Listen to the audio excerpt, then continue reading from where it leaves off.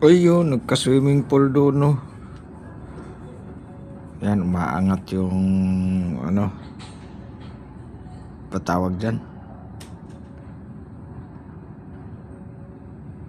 coin.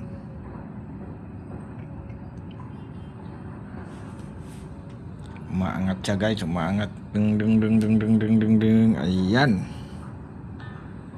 May karga siya, hindi natin gaano makita. Ayun, oh. Taas niya na, oh.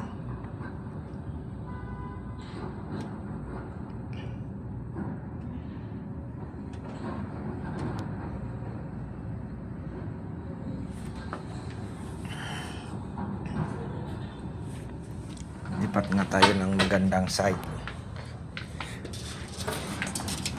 Dito, yun.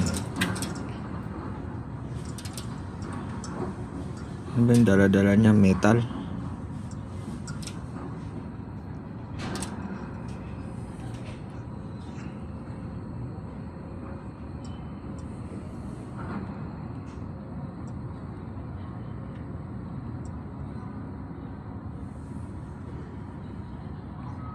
Hindi natin gaano makita kung ano yung karga. Nasa babang baba kasi. Tapos ayun, oh, nagkatubig, naglilimas sila, may naliligo. Nagkaroon ng instant swimming pool. Nagkatubig. Umulan siguro dito kagabi.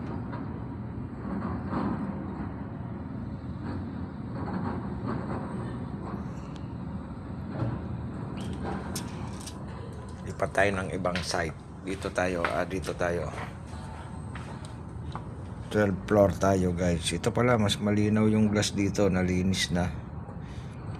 Nasa 12th floor kasi tayo guys eh.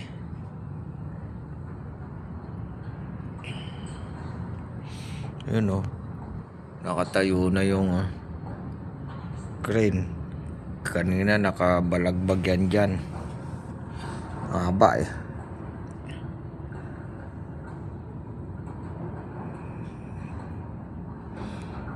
Busy sila doon maghukay, oh. Ilang buwan pa kaya ito bago matapos na hukayin? Pakatagal na yan guys.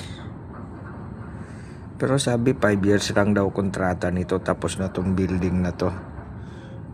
Bagay pagka natapos na yan, mabilis na yan kasi puro fabricate na lang ngayon eh. Bibilis na yun eh. Pundasyon lang talagang matagal kasi yung bahay ko ganun din eh. Pundasyon, tagal paghukay, pagpurma, pagbuhos, pagkabit ng mga purma. Di kayang gawin ng isang araw yung pagpupurma lang eh. 4 na araw yung pagkakabit ng purma. Tapos maglalatag ng bakal, halos 1 araw din yun kasi tulong-tulong na sila doon eh. Siyempre makinis na yon, latag-latag lang. Tapos 1 araw din ang pagbuhos. Kung ganun. Kaya yung bahay ko, yung slab, 1 week din yun.